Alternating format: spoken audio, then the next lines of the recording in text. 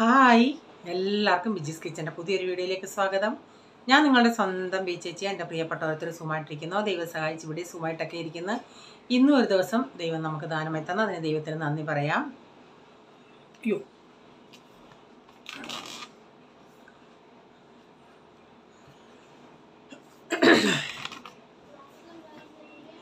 അപ്പോൾ എന്തുണ്ട് വിശേഷങ്ങൾ? പിന്നെ ഇന്നത്തെ വീഡിയോയിൽ ഒരു ചിക്കൻ കറി കാണിക്കുന്നുണ്ട്. ലാസ്റ്റ് ആണ് എനിക്കിപ്പോഴും ഓർക്കുന്നില്ല ഞാൻ എന്തായിരുന്നു ലാസ്റ്റ് എടുക്കാൻ പറ്റാഞ്ഞെന്ന്. പിന്നെന്തുവാ, ഞാൻ ആ പൾസസിൻ്റെ കാര്യം ചോദിച്ചില്ലേ, അപ്പം ഒരു കമൻറ്റ് വന്നായിരുന്നു, ബിജി എപ്പോഴാണ് ഞാൻ പർച്ചേസ് ചെയ്യുന്നത് ആ സമയത്ത് ഈ നമ്മൾ ഈ പയറൊക്കെ വാങ്ങിക്കത്തില്ലേ, അത് ശരിയാ, നമ്മൾ 2-3 ദിവസം വെയിലത്ത് വെച്ചിട്ട് ബോട്ടിലിട്ട് വെച്ചാലും നല്ലതാണെന്ന് പറഞ്ഞു. എനിക്ക് ചില സമയത്ത് ഇപ്പം നമ്മൾ ഒരു 2-3 ആഴ്ച കൊണ്ട് എടുക്കുകയാണെങ്കിൽ കുഴപ്പമില്ല. ചില സാധനങ്ങൾ ഞാൻ ഇച്ചിരി ഒന്ന് പെൻഡിങ്ങിലാവും. അങ്ങനെയുള്ള ചെറുപയർ, കടല, അതൊക്കെയാണെങ്കിൽ ഇപ്പം അതിൻ്റെ അകത്ത് ചെറിയ ചിലപ്പോൾ പ്രാണികളിങ്ങനെ വരാറുണ്ട്.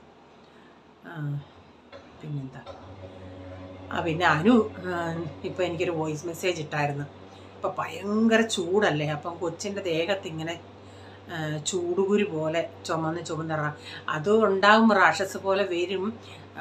ഞാൻ പറഞ്ഞു തന്നിട്ട് അവൾക്ക് ഇവരൊക്കെ എന്ന് പറയുന്നത് കൊച്ചുങ്ങളെ അങ്ങ് പൊതിഞ്ഞ് കെട്ടി വാരിവിട്ട് നമ്മളുടെ കേരളക്കാർ ചെയ്യുന്നത് പോലെ ഓപ്പണായിട്ട് കൊച്ചിങ്ങനെ കാലും കൈയിട്ട് അടിച്ച് കളിക്കാൻ അങ്ങനെയുള്ള ഒരു സൗകര്യം. ഇവരൊക്കെ ആണെങ്കിൽ ഇവിടെ ഹോസ്പിറ്റലുകളിലും ഇങ്ങനെ വരിഞ്ഞ് കെട്ടി പൊതിഞ്ഞ് വെക്കും.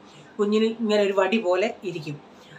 അപ്പോൾ ഞാൻ പറഞ്ഞു, നീ അങ്ങനെ ചെയ്യണ്ട, കുഞ്ഞിനൊരു ജബല നമ്മൾ ഈ പള്ളയോട് പണ്ടല്ല അത് മാത്രം ഇട്ടാൽ മതി, അതിനെ ഓപ്പണായിട്ട് കൊച്ചിനെ വെക്കുക, അല്ലെങ്കിൽ പനിയും വരും.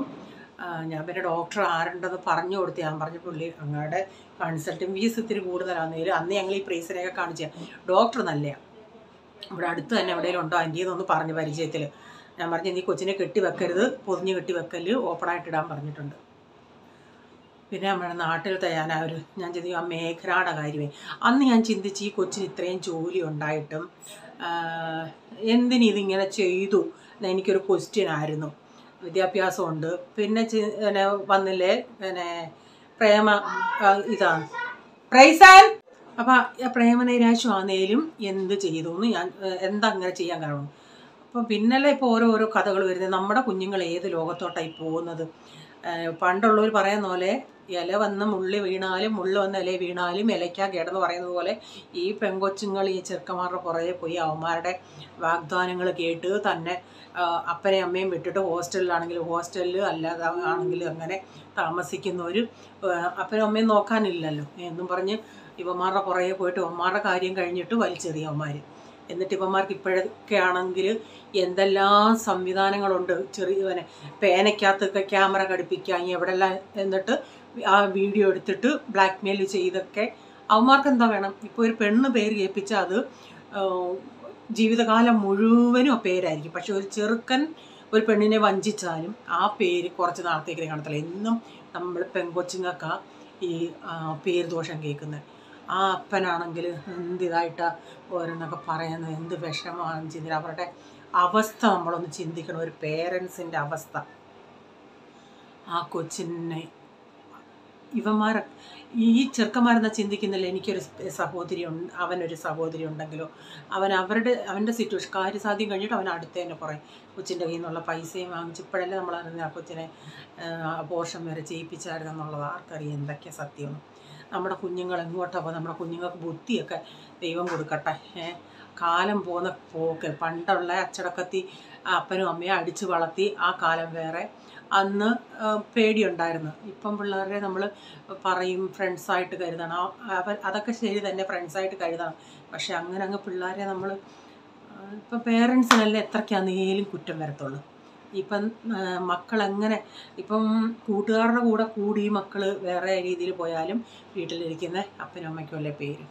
നമ്മളെത്ര സ്ട്രിക്റ്റായിട്ട് വളർത്തിയാലും എത്ര നല്ലതായിട്ട് വളർത്തിയാലും പേര് വന്നോ അപ്പനും അമ്മയ്ക്കോ പേര്. അവർ വളർത്താൻ അവർ പറഞ്ഞു കൊടുക്കാൻ അങ്ങനെയല്ല വരത്തുള്ളൂ.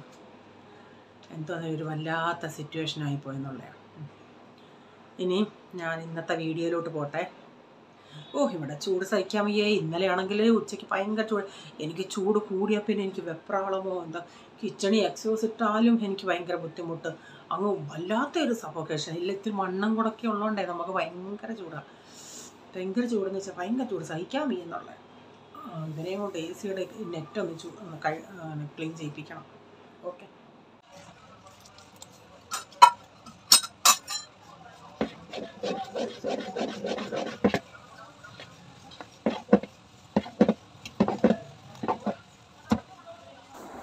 രാവിലെ ഇഡലി ഉണ്ടാക്കുന്നുണ്ട്, ദോശ ഉണ്ടാക്കുന്നുണ്ട്. അപ്പം കുറേ നാളുകൊണ്ട് പോള് പറയുന്നുണ്ട്, ഈ നമ്മുടെ ചോറിന് ഉണ്ടാക്കുന്ന സാമ്പാർ പോലല്ല, ഈ ഉടുപ്പി സ്റ്റൈലല്ല ഇത്. കഷ്ണങ്ങളൊന്നും അധികമില്ലാതെ നമുക്ക് ഈ സാധാരണ ഉടുപ്പി ഹോട്ടലുകളിൽ നിന്ന് ഒത്തിരി മധുരമുള്ളൊരു സാമ്പാർ കിട്ടും. ആ സാമ്പാർ എന്ന് പറയുന്നത് ആക്ച്വലി മുരിങ്ങയ്ക്കൊക്കെ കാണും. എൻ്റെ കയ്യിലിപ്പം ഞാൻ ഇച്ചിരി നമ്മുടെ മത്തങ്ങ മാത്രമേ ഉള്ളായിരുന്നു. മത്തങ്ങയും പരിപ്പൂടി ഇട്ടിട്ട് അത് ഇച്ചിരി മഞ്ഞപ്പൊടി ഇട്ട് അതൊന്ന് വേവിക്കാനായിട്ട് വെച്ചിട്ടുണ്ട്. അപ്പോൾ ഇവിടെ ഞാൻ ഇച്ചിരി പുളിയും കുറച്ച് ശർക്കരയും കൂടെ ഇട്ടിട്ടുണ്ട് ഇതിൻ്റെ അകത്ത്. അപ്പം പുളിയും അരിയും ശർക്കരയും അരിയുമല്ലേ, എന്നിട്ട് ശർക്കര നന്നായി ഇനി ഒരു കട്ടയും കൂടെ കിടപ്പുണ്ടായിരുന്നു. അപ്പോൾ കയ്യിലിങ്ങനെ ഇരിക്കുന്ന പുളിയുടെ നാരാ കേട്ടോ. അപ്പോൾ അതൊന്ന് ഞാൻ വെള്ളത്തിൽ ഇട്ടിട്ടുണ്ട്. അപ്പോഴത്തേക്കിന് ഇഡലിയും കൂടെ ഒന്ന് ഒഴിച്ച് വെക്കട്ടെ. അപ്പുറത്ത് ചായ തിളയ്ക്കാൻ വെച്ചിട്ടുണ്ട്. കുക്കറിൽ അത് വിസിൽ വന്ന് ഞാനത് മാറ്റി വെച്ചിട്ടുണ്ട്. വെളിയിലോട്ട് ഇറക്കി വെച്ചിട്ടുണ്ട്. 2-3 വിസിൽ വന്നാൽ മതി. അപ്പോഴത്തേക്കിന് പരിപ്പും മത്തങ്ങയും വേവും. അപ്പം ഞാൻ പാല് കാച്ചിയത് അവിടെ ഇരിപ്പുണ്ട്, ഇപ്പുറത്ത് ചായ ഇരിപ്പുണ്ട്. അപ്പോൾ ഇഡലിയും കൂടെ ഒന്ന് ഉണ്ടാക്കട്ടെ. അവൻ കുറേ ദിവസം കൊണ്ട് പറയും അവനൊരു ഇച്ചിരി മധുരമുള്ള അത് ഉണ്ടാക്കണേ മമ്മി, ഉണ്ടാക്കണേ മമ്മി എന്ന്. അപ്പം നമ്മളെല്ലാം ഉണ്ടാക്കി കൊടുക്കാൻ ഒക്കൂ, എപ്പോഴും നമ്മളോടല്ല പറയാനൊക്കത്തുള്ളൂ. അതുണ്ടാക്കി ഞാൻ അവനോട് പറഞ്ഞില്ല ഇന്നിതാ ഉണ്ടാക്കുന്നതെന്ന്, അവന് സർപ്രൈസ് ആവട്ടെ എന്നും പറഞ്ഞ് അന്നേരം പറയാമെന്ന് വെച്ച്. അപ്പോൾ ഇവൻ തലേന്നേ ചോദിക്കും നാളെ എന്തോ ബ്രേക്ക്ഫാസ്റ്റ്, നാളെ എന്തോ ബ്രേക്ക്ഫാസ്റ്റ് എന്ന്.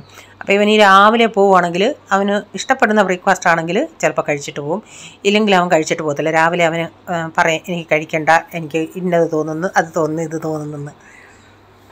എനിക്കിന്ന് നേരത്തെ എഡിറ്റിങ് ചെയ്യണം, പ്രെയർ ഉണ്ട്, അതുകൊണ്ട് നേരത്തെ ചെയ്യണം. വെളിയിലാണെങ്കിൽ ഇല്ല കൊതുകിൻ്റെ മരുന്നിൻ്റെ ആ വണ്ടിയുടെ സൗണ്ട് ഭയങ്കരം. അപ്പോൾ ഇവിടെ ഇഡലിയൊക്കെ റെഡിയായി. ഇനിയും സാമ്പാറിന് കടുക് വറുത്ത് ചേർക്കണം എനിക്ക്. ഒരു 2-3 വിസിൽ ഞാൻ അടിച്ച്. ഇപ്പോൾ ഇതെല്ലാം കഷ്ണം ഒന്ന് വെന്തിട്ടുണ്ട്. അതൊന്ന് തവിയും കൊണ്ടൊന്ന് ഉടച്ചെടുക്കട്ടെ. പക്ഷേ ഇതെനിക്ക് ചോറിന് ഇഷ്ടമല്ല. പോള് കഴിച്ചിട്ടുള്ള മമ്മി ഇത് ചോറിനും നല്ലതാണ്. ഉപ്പൂടിട്ട് വയ്ക്കായിരുന്നു, പക്ഷേ ഞാൻ ഉപ്പിടാൻ മറന്നുപോയി. ഞാൻ ഇപ്പോഴാണ് ഉപ്പിട്ടത്. അങ്ങനെ ഉപ്പൂടിട്ട് ഇതിനെ ഒന്ന് റെഡിയാക്കി എടുക്കട്ടെ. ഞാനത് വേറൊരു പാത്രത്തിലോട്ടാക്കി കുക്കറിൽ നിന്ന്. എന്നിട്ട് ആ പുളിവെള്ളം ഒന്ന് അരിച്ചെടുക്കുന്നുണ്ട്. ഞാൻ പറഞ്ഞില്ല ഇതിൻ്റെ അകത്ത് ഇത്തിരി പൊടിമണൽ പോലെ ഉണ്ടെന്ന്. അപ്പോൾ ആവശ്യത്തിനുള്ള വെള്ളമൊക്കെ ഒഴിച്ചിട്ട് ഇതൊന്ന് അരിച്ചിടുക. ഇച്ചിരി മല്ലിയിലയും കൂടെ ചേർക്കുമ്പോൾ നല്ലൊരു മല്ലിയില. എൻ്റെ കയ്യിൽ അന്ന് വാങ്ങിച്ചത് റേച്ചാൻ അന്ന് ജിയോ മാർട്ടിൽ നിന്ന് വാങ്ങിച്ചല്ലാതെ വാങ്ങിച്ചില്ലേ, അതുകൊണ്ട് മല്ലിയില ഇരിപ്പുണ്ടായിരുന്നു. അപ്പം മല്ലിയിലയും കൂടെ ഇട്ട് കൊടുത്തിട്ടുണ്ട്. ഇനിയും കടുക് കൂടെ വറുത്താൽ മതി. അപ്പോൾ അടിപൊളിയായിരുന്നു. എനിക്കും ഇങ്ങനെ ഒരു ഇച്ചിരി, പക്ഷേ ഇവിടെ റേച്ചാൻ ഇഷ്ടപ്പെട്ടില്ല. റേച്ചാൻ ഒരു ഇച്ചിരി മധുരമുണ്ട്. ഈ മത്തങ്ങയുടെ മധുരം പോലും റേച്ചാൻ ഇഷ്ടമല്ല. കഴിഞ്ഞ ദിവസം ഉണ്ടാക്കിയ നമ്മൾ ചോറിനുണ്ടാക്കിയ സാമ്പാർ മീൻസ് സാധാ സാമ്പാർ ഉണ്ടാക്കിയത് ഇരിപ്പുണ്ടായിരുന്നു. അപ്പോൾ അത് വേണ്ട, ഇത് ഇവനുണ്ടാക്കാമെന്ന് വെച്ചാൽ ഞാൻ ആ മത്തങ്ങ അന്ന് അതിനെടുത്തില്ല. ഇതിനുണ്ടാക്കണമെന്ന് പറഞ്ഞ് മത്തങ്ങ ഞാൻ വെച്ചിരുന്നു.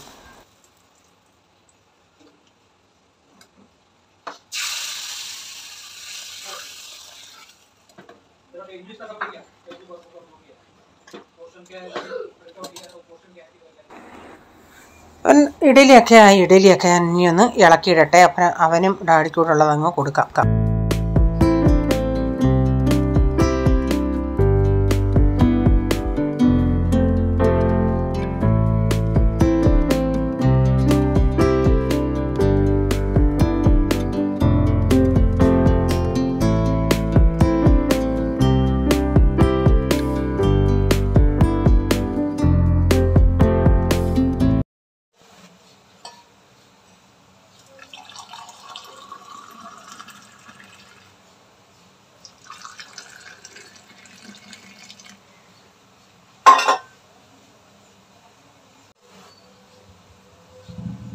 നീ പറഞ്ഞ സാമ്പാറാ,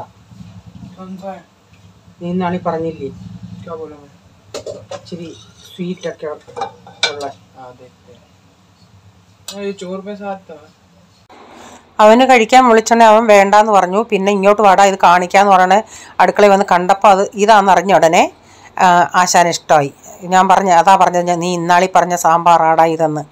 അതുകൊണ്ട് കഴിച്ചത്, അല്ലെങ്കിൽ വേണ്ടാന്ന് പറഞ്ഞ് നിന്നതാണ്. വേണ്ടാന്ന് പറയുന്നത് ഇഷ്ടമായിട്ടല്ല, ഈ രാവിലെ അവന് കഴിക്കാൻ ചില സമയത്ത് കഴിക്കാൻ ഇഷ്ടമല്ല, അതുകൊണ്ടാണ്.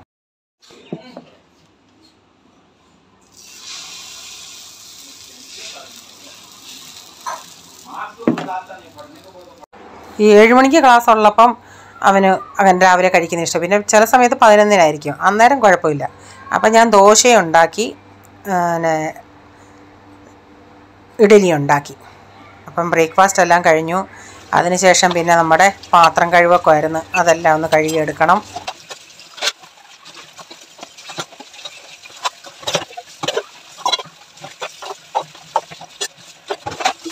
അപ്പം പാത്രം കഴുകൊക്കെ കഴിഞ്ഞിട്ട് പിന്നെ ചിക്കൻ വാങ്ങിച്ചായിരുന്നു. ഓർഡർ ചെയ്താൽ അവർ കൊണ്ടുവരുമായിരുന്നു. അതൊന്ന് ഇനി കറി വയ്ക്കണം.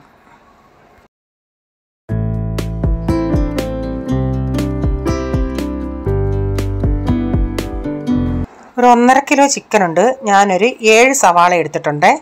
2 കുടം വെളുത്തുള്ളി,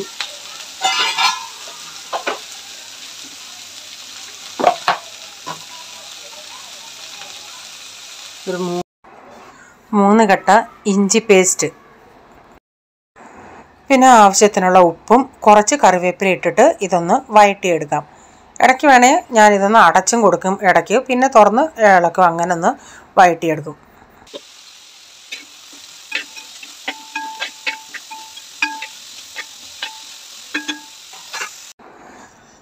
ഞാൻ ഇച്ചിരി അടച്ചു കൊടുത്തായിരുന്നു. അപ്പോൾ സവാളയൊക്കെ ഒന്ന് വാടി വന്നിട്ടുണ്ട്. ഇനി നമുക്കിതിലോട്ട് ടൊമാറ്റോ ചേർത്ത് കൊടുക്കാമേ.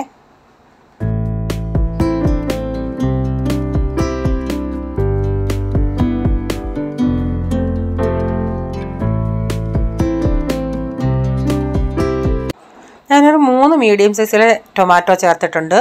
ഈ ടൊമാറ്റോയിലൂടെ ഇച്ചിരി ഉപ്പ് ചേർക്കുന്നുണ്ട്. അപ്പം ഇച്ചിരി ഉപ്പ് ചേർക്കാവൂ. സവാളയിൽ ഉപ്പ് ചേർത്തു, ടൊമാറ്റോയിൽ ചേർക്കും, പിന്നെ ചിക്കനിലൂടെ ചേർക്കുകയാണെങ്കിൽ അതനുസരിച്ചേ ചേർക്കാവൂ. പിന്നെ ലാസ്റ്റിൽ ഉപ്പ് കാരണം കറി കഴിക്കാൻ പറ്റാത്ത അവസ്ഥയാവരുത്. എനിക്കൊരു പ്രാവശ്യം അങ്ങനെ അബദ്ധം പറ്റിയതാണ്. അപ്പം ഞാൻ ഉപ്പൂടെ ചേർത്തിട്ട് ഇതിന് ഇച്ചിരി ഒന്ന് അടച്ചു കൊടുക്കും. അപ്പോൾ ആ ടൊമാറ്റോയൊക്കെ ഒന്ന് സോഫ്റ്റായി വഴന്ന് വരുവേ. ഒരിച്ചിരി മഞ്ഞൾപ്പൊടി ഞാനിതിൽ ചേർക്കുന്നുണ്ട്, സവാളയിലൊക്കെ ഒരു കളർ ഇച്ചിരി കിട്ടാൻ വേണ്ടി. സ്വല്പം ഒരു 1/4 ടീസ്പൂൺ.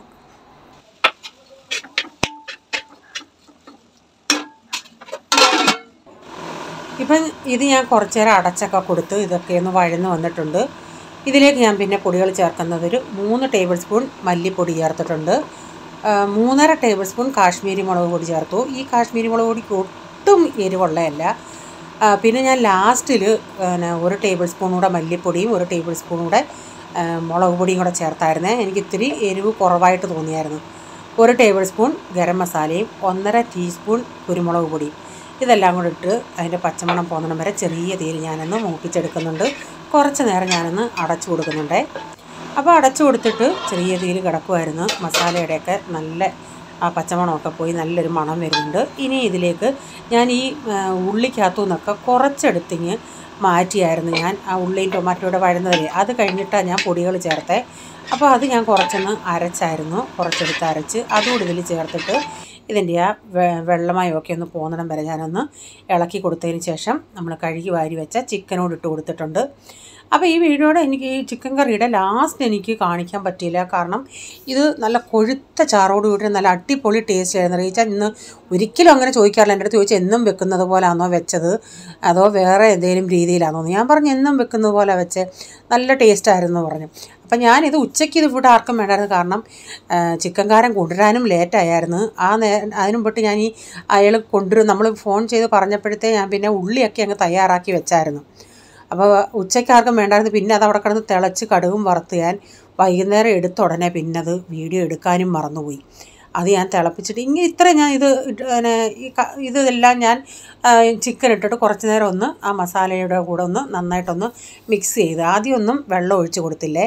പിന്നെ അത് നന്നായി മിക്സ് ചെയ്തിട്ട് അപ്പം ഞാൻ ആദ്യം ഉള്ളിക്കകത്ത് ഇച്ചിരി മഞ്ഞൾപ്പൊടി ഇട്ടായിരുന്നു. പിന്നെ ഇപ്പോൾ ഈ ചിക്കൻ ഇട്ടോണ്ടേ ആ ചിക്കനോടൊരു കളറ് കിട്ടാൻ വേണ്ടി ഒരു 1/4 ടീസ്പൂണോളം മഞ്ഞൾപ്പൊടിയും കൂടി ഇട്ടിട്ടുണ്ട്. ചിക്കൻ വെളുത്തിരിക്കുക. ചിക്കൻ ഈ മസാല പിടിക്കുമ്പം കളറാവും, എന്നാലും എൻ്റെ ഒരു സാറ്റിസ്ഫാക്ഷന് വേണ്ടി ഞാൻ ഒരു ഇച്ചിരി 1/4 ടീസ്പൂൺ മഞ്ഞൾപ്പൊടിയും കൂടി ഇട്ടിട്ട് ഇച്ചിരി നേരം ഞാനിത് നന്നായി മിക്സ് ചെയ്തിട്ടൊന്ന് അടച്ച് കൊടുത്ത് ചെറിയ തീയിലൊരു 5 മിനിറ്റോളം ഞാനൊന്ന് ചൂട് കയറുമ്പോഴത്തേക്കിന് ഇച്ചിരി വെള്ളമൊക്കെ ഇറങ്ങുമല്ലേ. അപ്പോൾ അപ്പോൾ നോക്കിയോണ്ട് അടിയിൽ നിന്നൊക്കെ ഇങ്ങനെ വെള്ളം വിട്ട് വരാൻ തുടങ്ങിയിട്ടുണ്ട്. അപ്പോൾ ഞാൻ പിന്നെ വെള്ളം അവിടെ തിളപ്പിക്കാം. പച്ചവെള്ളം ഞാൻ ഒഴിക്കുന്നില്ല, ചൂടുവെള്ളം ഒഴിക്കുന്നത്. അപ്പോൾ ഞാൻ ഇത്രയും നേരം ഞാൻ നേരത്തെ ഇളക്കിയത് നമ്മുടെ സ്റ്റീൽ ഇതും കൊണ്ടാണ് ഇളക്കിയത്. പിന്നെ ഇപ്പം ഞാൻ ചിക്കൻ ഇളക്കാൻ നേരം ഞാൻ ഈ വുഡൻ്റെ ഈ തടിയുടെ ഇതെടുത്ത് ഞാൻ അപ്പോൾ ഞാൻ കുറച്ച് ചൂടുവെള്ളം ഒഴിച്ചിട്ടുണ്ട്. എന്നിട്ട് നന്നായി മിക്സ് ചെയ്തിട്ട് ഇത് തിളപ്പിച്ച് നന്നായി വെന്ത് വന്നിട്ട് പിന്നെ ഇനി ഒന്നും ചെയ്യേണ്ട കാണിക്കാൻ. പക്ഷേ ആ കറിയുടെ ഒരു സ്ട്രക്ചർ കാണിക്കാൻ പറ്റിയില്ലെന്നേ ഉള്ളായിരുന്നു. നല്ല കൊഴുത്ത കറിയായിരുന്നു. അപ്പോൾ ഞാനിത് ലാസ്റ്റ് ഞാൻ കടുക് ഇട്ടിട്ട് കറിവേപ്പിലയും സവാളയൊക്കെ അരിഞ്ഞ് ചേർത്ത് അന്നേരം ഞാൻ മുളക് പൊടിയും മല്ലിപ്പൊടിയും കൂടെ അതിൽ മൂപ്പിച്ച് ചേർത്തത്. എനിക്കിതിൻ്റെ ലാസ്റ്റ് കാണിക്കാൻ പറ്റാൻ ഞങ്ങൾ ആകെ ഒരു വിഷമമായിപ്പോയി. കാരണം ഞാനങ്ങ് ഓർത്തതുമില്ല. കറി കിടന്ന് തിളച്ച് എല്ലാം റെഡിയായിട്ട് ഞാൻ ഓഫാക്കിയിട്ടിട്ട് പോയി. പിന്നെ രാത്രിയിൽ എടുത്ത ഉടനെ പിന്നെ മറന്നും പോയി. അപ്പം ഇന്നത്തെ വീഡിയോയിലെ വിശേഷങ്ങൾ ഇതൊക്കെയായിരുന്നു. നിങ്ങൾക്ക് വീഡിയോ ഇഷ്ടമായെങ്കിൽ ലൈക്ക് ചെയ്യണേ, നിങ്ങളുടെ അഭിപ്രായം കമൻറ്റിൽ കൂടെ അറിയിക്കണേ. സബ്സ്ക്രൈബ് ചെയ്യാതെ ആരെങ്കിലും കാണുന്നുണ്ടെങ്കിൽ ഒന്ന് സബ്സ്ക്രൈബ് ചെയ്തിട്ട് ബെല്ലൈക്കൺ ബട്ടണോട് പ്രസ് ചെയ്യുകയാണെങ്കിൽ ഓൾ എന്നൊരു ഓപ്ഷൻ വരും. അതോടെ പ്രസ് ചെയ്യുകയാണെങ്കിൽ ഞാനിടുന്ന വീഡിയോയുടെ നോട്ടിഫിക്കേഷൻ നിങ്ങൾക്ക് എന്നും വരുന്നതായിരിക്കും. ഇനിയൊരു പുതിയ വീഡിയോയുമായി വരും വരെ bye. God bless you all. Thank you. Take care. Bye. See U.